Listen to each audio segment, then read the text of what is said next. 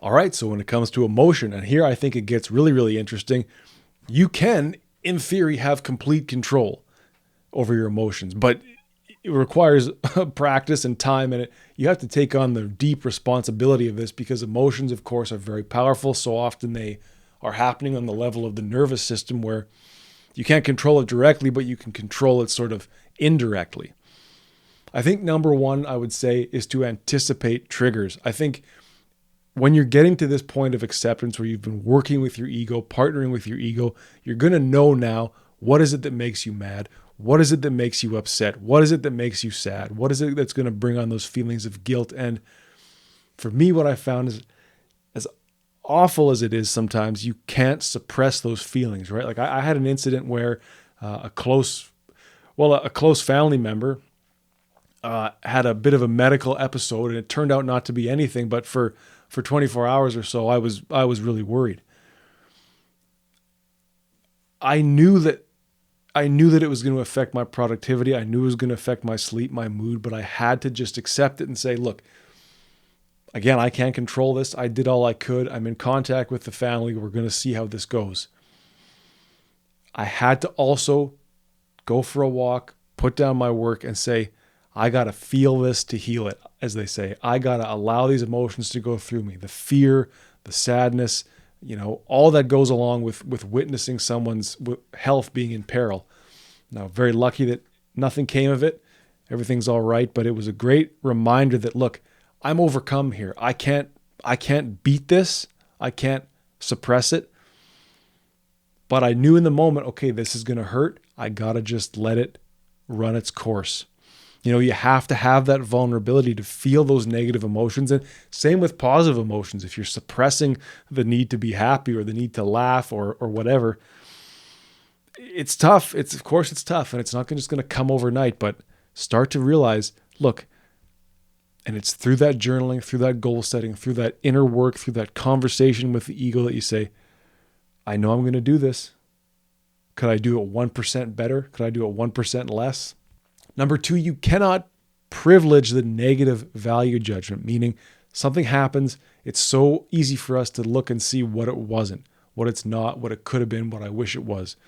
I've been down this road many times in this podcast. We know our tendency to see things for what they're not, for what we wish they were, is the source of our misery. And when it comes to the ego specifically, that negative self-talk, that harsh inner critic, that berating of the self, and that each time we do that, it walks us out to the ledge. And when you have that emotional explosion over something small, it's because you've been quite often, and it was for me when I was younger, you have that emotional explosion because you've been negatively whipping yourself into a frenzy for months, weeks on end. So it's no surprise that some small straw is going to break your back when you're loading yourself up with this negative emotionality. That's the role of the wounded ego, to remind you that you're defenseless, that you're weak, that you're sick, that you're compromised, that you're different, that you're shit, that you're nothing, that you're worthless. Time to start challenging that voice. Time to start setting some goals and saying, could I maybe do that for 1 hour less a week, and going from there. And finally, it's worth saying here that emotions are temporary. They don't define you. They don't live in you forever. They come and they go. Anticipate when they're going to come. Allow that negative energy to flow. Allow it to move, right? It could be breathing. It could be just sleeping if you have to. Realize that in that intense moment where the emotion grips you, that's where that mindfulness has to come in and say, look, this is not forever. This is not a moment frozen in time, or it is. This is not forever. This is not eternity. This is not who I am. I'm not a angry person. I'm just a person feeling that anger. It exists here in the present with you. So what do we take away here? I think that this wounded ego of ours, it loves painful negative emotion because it's consistent with what it knows. Major trauma, major loss, that gets the ego really fired up when it says, okay, this is what I thought about the world. I was pretty sure that it was painful and awful and scary.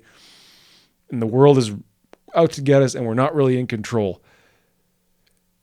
If emotional control is your problem, that's exactly where step 2 in this process should land for you. Start writing a new chapter with the ego.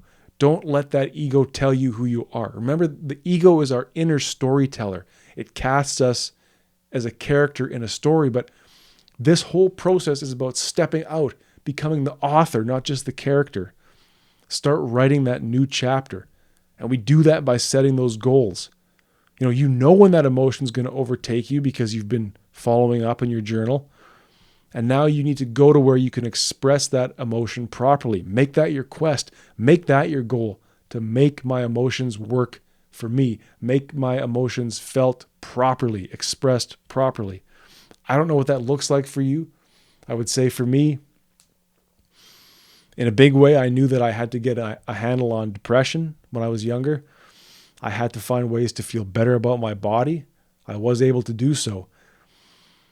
It could be that it requires a deep form of problem solving, research, trying things, testing things, whether it's diet, whether it's the way you're going to dress. Whatever your depression is rooted in, you often hear it said that it can't be beat, that it's a chemical imbalance. And I'm not going to fight you on that, but I got a hold of mine through a lot of research, a lot of problem solving, and a lot of hard work and doing things that allowed me to live authentically and be who I ought to be and feel good about who I am. Make a plan for yourself. What does that look like for you? It's worth thinking about. And be ready, because that negative self-talk, it comes for all of us. Just tell your ego, look, I know what you're doing. I get why you're doing it. I don't need this. I don't need this voice in this next chapter. Over time, the ego can be rewired. It can be trained. It can be minimized, or it can be strengthened and put to work outside. Remember, the ego wants to assert itself. It wants to set boundaries. It wants to have self-esteem. It wants to solve problems. So it can be done for the better. Remember this. Your emotions are like lightning. They move through you on their way to the ground.